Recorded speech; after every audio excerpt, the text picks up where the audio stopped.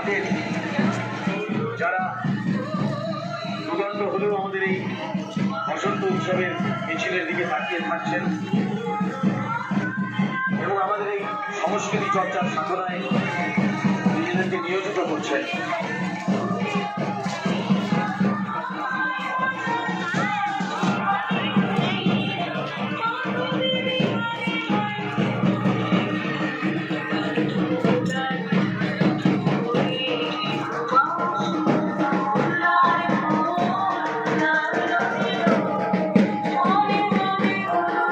এগিয়ে চলেছে আমাদের সুরবীরদের ব্যবস্থাপনায়